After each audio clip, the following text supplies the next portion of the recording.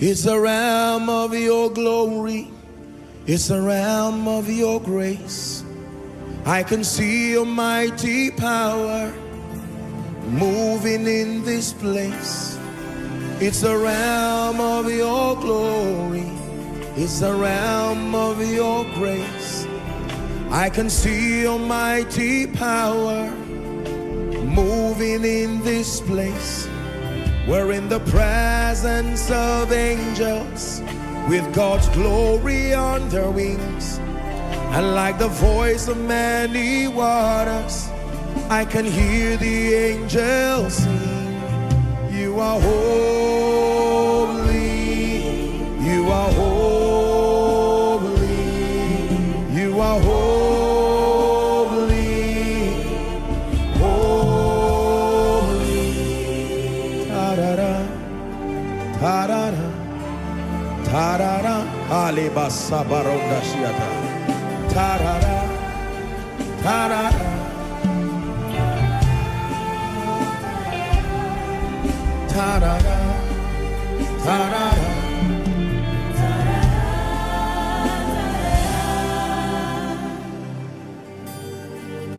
So the ability.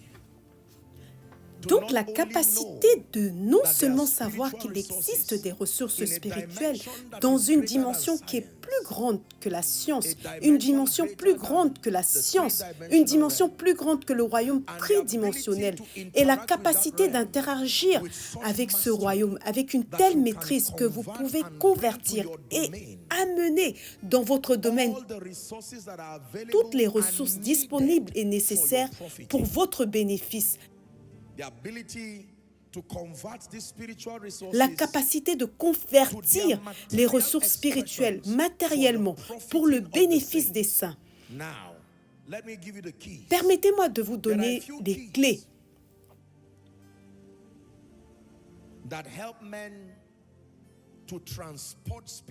il y a quelques clés qui aident les hommes à transporter les réalités spirituelles de toutes sortes selon la volonté de Dieu et à leur donner une expression matérielle.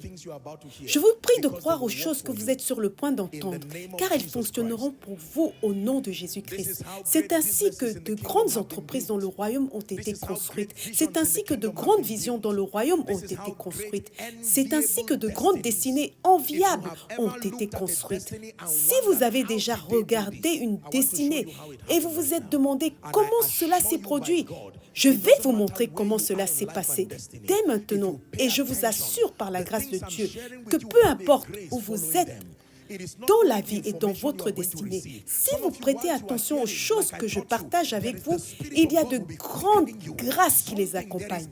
Ce n'est pas seulement l'information que vous allez recevoir. Certains d'entre vous, pendant que vous écoutez, comme je vous ai enseigné, il y aura l'Esprit de Dieu qui va vous vivifier. Il y aura un agrandissement qui se produira dans votre esprit comme un anneau de caoutchouc. Il y aura un étirement dans l'esprit jusqu'à ce qu'une grande gloire, une gloire dans une plus grande mesure soit révélée à travers votre vie au nom de Jésus-Christ.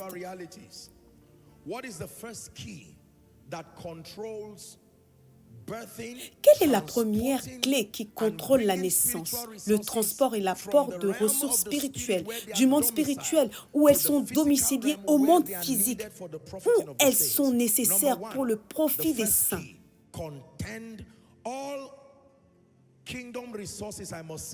Je dois tout d'abord dire ceci en introduction. Toutes les ressources du royaume sont d'abord spirituelles.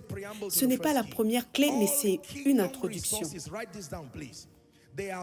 Toutes les ressources du royaume sont d'abord spirituelles. Cela signifie qu'elles sont des réalités qui résident d'abord dans le monde spirituel. Votre prospérité, votre influence, l'onction de l'Esprit sur votre vie, tout ce que Dieu a dit est une réalité dans l'Esprit. Toutes les ressources du royaume sont d'abord spirituelles. Il y a des réalités qui résident dans le monde spirituel. Maintenant, laissez-moi vous donner les clés. Quelle est la première clé? La première clé, quand vous voulez transporter des réalités spirituelles, pour les manifester dans le physique, lutter pour avoir la lumière. C'est la première clé. La lumière ici signifie la connaissance des ressources qui sont disponibles pour vous en Christ. Vous ne pouvez pas ouvrir votre cœur pour recevoir des ressources dont vous n'êtes même pas conscient de la disponibilité et de la présence. Si je faisais un virement sur votre compte et que vous ne recevez pas d'alerte, d'email ou tout autre moyen pour en être informé, est-ce que vous le saurez? Peut-être que c'était votre loyer que je vous ai envoyé 1 million de naira, 2 millions de naira, 3 millions de naira. Et vous pouvez être assis en train de prier en disant « Dieu, peux-tu m'aider? Je suis en difficulté, j'ai des dettes de loyer. Le propriétaire va venir me réclamer son dû. Peut-être qu'il va me poursuivre en justice parce que je ne peux pas payer mon loyer. » Alors qu'il y a 2 jours, il y a 3 jours, un véritable virement a été fait sur votre compte bancaire. Et littéralement, en quelques secondes, moins d'une minute, vous pouvez faire ce virement depuis votre téléphone et trouver la paix. Mais parce que vous ne savez pas, vous pouvez être en train de vous lamenter alors que votre banquier sait que vous avez de l'argent là-bas. C'est la réalité de nombreux croyants. Ils n'ont ni savoir ni intelligence.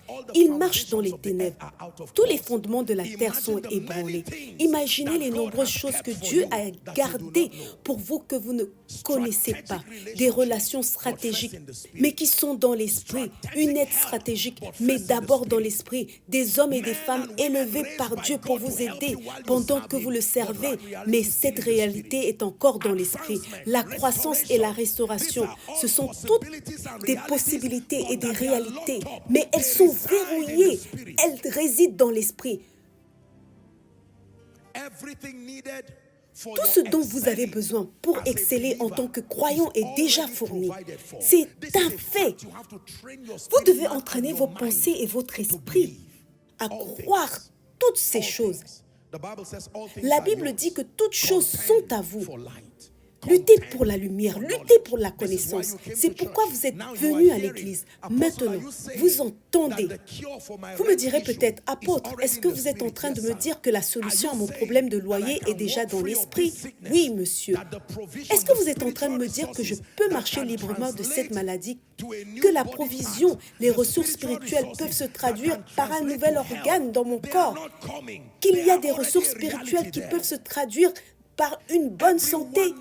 Oui, même si elles ne sont pas manifestes, elles sont déjà une réalité là-bas dans le monde spirituel. Chaque naira, chaque dollar que vous aurez et gagnerez dans cette vie, la réalité de ces ressources sont déjà dans le monde spirituel. Croyez-moi. Croyez-vous à cela? Luttez pour la lumière au-delà de la sphère de l'ignorance. Convainquez-vous par l'Esprit de Dieu. La révélation de sa parole est claire. Ce que vous entendez maintenant vous donne l'assurance. Cela tue la chair. Satan va vous dire, si c'est vrai, où est l'onction, homme de Dieu? Prouvez que vous êtes oint en imposant les mains à quelqu'un. Si rien ne se passe, ne vous inquiétez pas. Le problème n'est pas la présence de cette réalité ou la fausseté de ce en quoi vous croyez. Ce en quoi vous croyez est une vérité. C'est juste que vous n'avez pas maîtrisé comment la convertir, comment la rendre une réalité. Luttez pour la lumière. Deuxièmement, quelle est la deuxième clé? Je vais m'attarder un peu sur cette deuxième clé, car c'est un miracle qui a changé ma vie. Oh mon Dieu! C'est facile pour le croyant moyen qui a été à l'église de comprendre la clé numéro 1, qui est la lumière. Chaque rassemblement dans la présence de Dieu, avec le peuple de Dieu, avec un bon enseignant, est une fête de lumière. Mais la raison pour laquelle la lumière ne profite pas à beaucoup de croyants est à cause du deuxième point. Écrivez ceci. La deuxième clé pour manifester des réalités spirituelles, j'ai écrit ceci. Plongez dans la sphère de la conscience et de la conviction. Écrivez simplement cela et je vous expliquerai.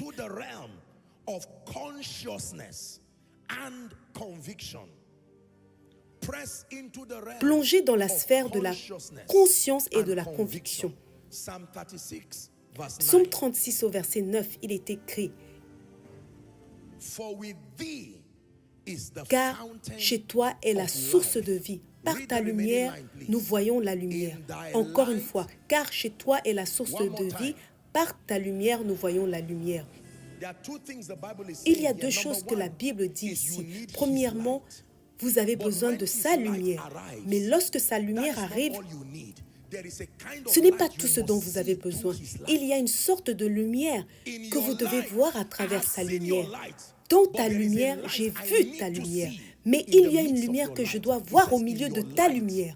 Le psalmiste a dit, dans ta lumière, nous verrons la lumière. Plongez dans la sphère de la conscience et de la conviction. Maintenant, regardez ceci. Le mot conscient signifie être conscient et avoir la capacité de répondre. Quand on dit que vous êtes conscient de quelque chose, cela signifie premièrement que vous êtes conscient de cette chose et de cet environnement et que vous avez la capacité de répondre. Être conscient signifie être éveillé ou être attentif à. Quand vous dormez, on dit que vous êtes inconscient à l'égard de ce domaine. Savez-vous pourquoi? Parce que même si vous êtes vivant, votre conscience n'est pas là. Vous dormez. Deux personnes peuvent discuter dans la pièce et même si vous êtes là, vous pouvez ne pas entendre ce qu'elles disent parce que vous dormez. Quand ils vous réveillent et vous donnent quelques minutes pour vous remettre, à ce moment-là, vous serez conscient de l'environnement. Et quelle est la preuve que vous êtes conscient? Vous pouvez répondre de manière intelligible. Si je vous demande comment allez-vous, ou bien où avez-vous mis la clé, vous pourriez ne pas pouvoir me donner cette réponse lorsque vous dormez et pourtant vous n'êtes pas mort. Sommes-nous ensemble maintenant? Donc, quand on parle d'être conscient, cela signifie être vivant dans une réalité. Et laissez-moi vous dire la vérité. Tant que vous n'atteignez pas un niveau au-delà de la simple lumière, le niveau de la conscience et de la conviction, vous ne verrez jamais, au grand jamais, ces réalités se manifester. C'est la mission d'un mystère dans l'esprit appelé la méditation. Notez-le s'il vous plaît. La mission de la méditation est de transporter les réalités spirituelles au-delà du livre, au-delà du message, dans votre esprit, dans votre conscience.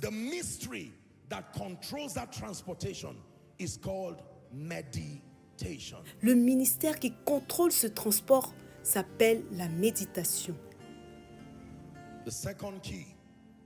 La deuxième clé, plonger dans le domaine de la conscience et de la conviction.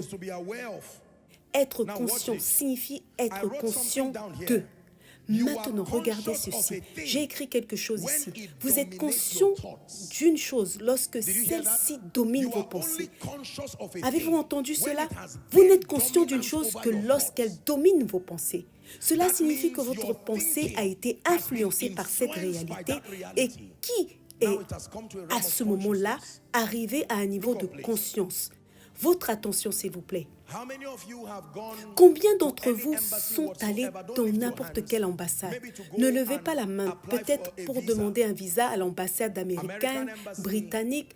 Vous savez comment vous y pensez toute la nuit.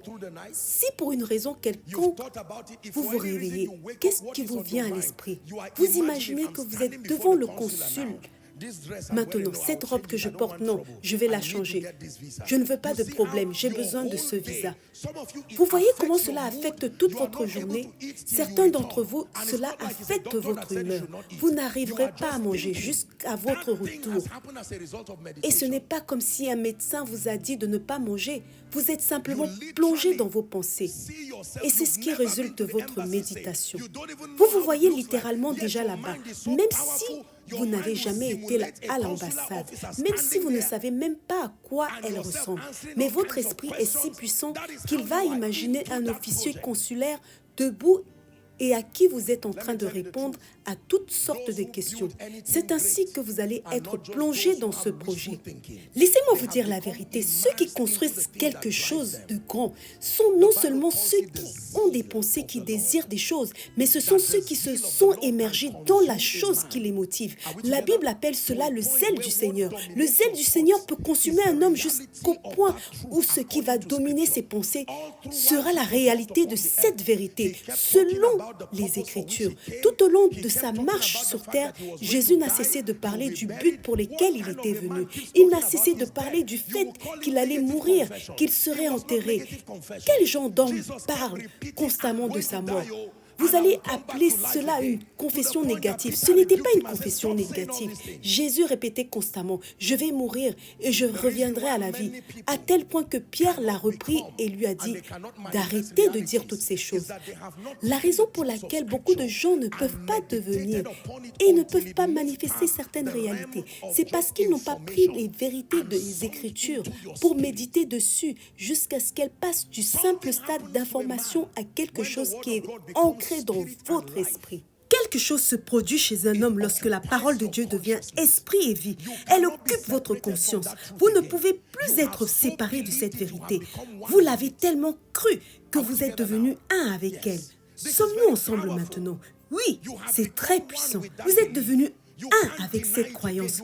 Vous ne pouvez plus la nier, vous ne pouvez plus la trahir. La façon dont vous savez que la lumière n'est pas entrée dans votre conscience, c'est que dès qu'elle ne fonctionne pas, vous êtes pressé de vous en séparer parce que vous ne l'avez jamais vraiment cru. Donc si nous prenons par exemple une personne qui donne généreusement et qu'elle entende juste un message contre les dîmes et les offrandes et qu'elle se dise « Merci mon Dieu, je cherchais ce genre de message », cela veut dire qu'elle n'avait jamais cru au message sur les libéralités. Jamais.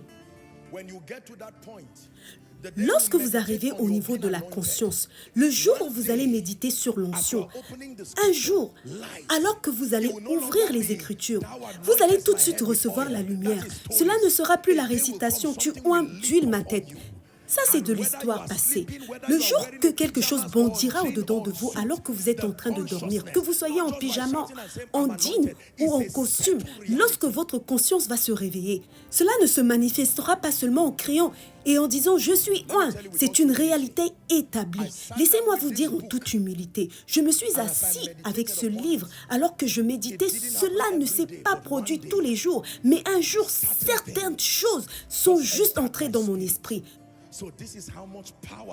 Voilà donc à quel point le croyant peut transporter la puissance. Il est écrit, tu seras élevé au-dessus de toutes les nations de la terre. Quand je l'ai vu, je ne sais pas si je l'ai cru la première fois. Je lisais juste sincèrement la Bible, mais un jour, la lumière est entrée en moi. Le véritable esprit de domination qui se manifeste à tel point qu'aucun territoire ne peut résister au pouvoir de votre influence. Si vous n'avez pas acquis la conscience de certaines choses, vous ne serez qu'une victime. Votre esprit va vaciller, osciller de gauche à droite. Un jour, j'ai médité sur le passage qui dit « Tout ce qu'il fait prospère ». Cela ressemble à une simple histoire. Oh oui, tout ce qui fait prospère, amen. Non, vous ne l'avez pas compris. Si vous agissez de cette manière, cela ne fonctionnera pas pour vous. Il sera comme un arbre planté près des eaux. Un jour à 2 heures du matin, vous vous réveillez et vous êtes en train de méditer sur ce passage. Tout ce qu'il fait prospère. Ensuite, vous regardez vos mains. Tout ce qu'il fait prospère.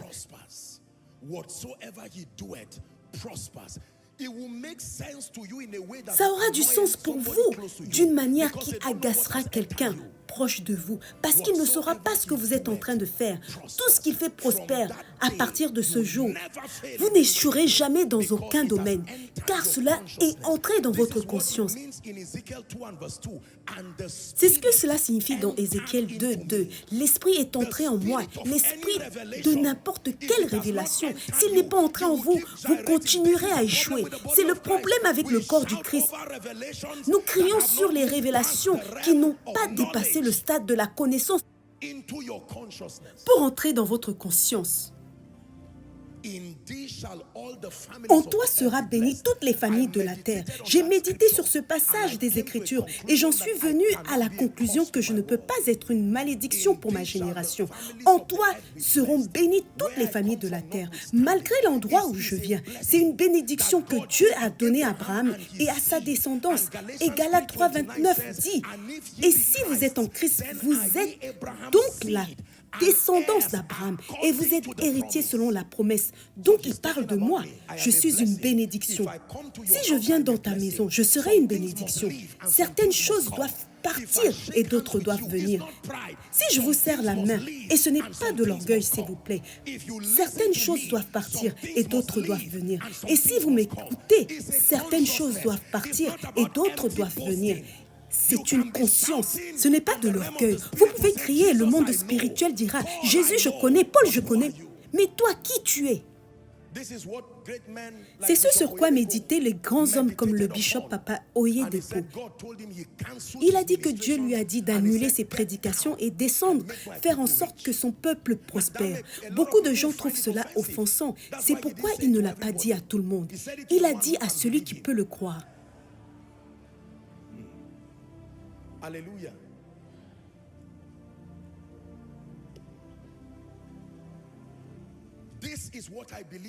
C'est ce en quoi je crois, et non lire des passages au hasard. Lorsque l'esprit de révélation vient sur vous, vous pouvez rester sur un seul passage pendant une semaine. Ce n'est pas une compétition pour terminer la Bible. C'est ce passage qui contient un trésor qui définira les 10 prochaines années de votre vie. Vous y restez jusqu'à ce que l'esprit de cette parole agisse en vous. Le Seigneur est mon berger. Je ne manquerai de rien. Il n'a jamais dit « je ne manquerai pas d'argent ». Si tout ce à quoi vous pensez, c'est à l'argent, c'est un signe que vous pensez de manière charnelle. Je ne manquerai de rien. C'est le royaume de la suffisance. Je ne manquerai pas d'hommes, je ne manquerai pas de choses, je ne manquerai pas d'influence. Non, cette révélation détruit le manque pour toujours. Jamais vous ne serez sans aide. Si Dieu vous envoie en Amérique, vous ne manquerez de rien. S'il vous envoie en Europe, vous ne manquerez de rien. S'il vous emmène à Abuja, vous ne manquerez de rien. Vous pleurez simplement parce que vous ne savez pas. Vous êtes dans le manque.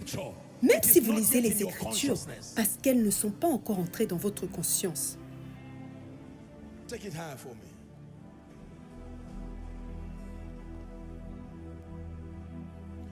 We will pray until we are changed. We will pray until we are changed. We will pray until we are changed. We are changed.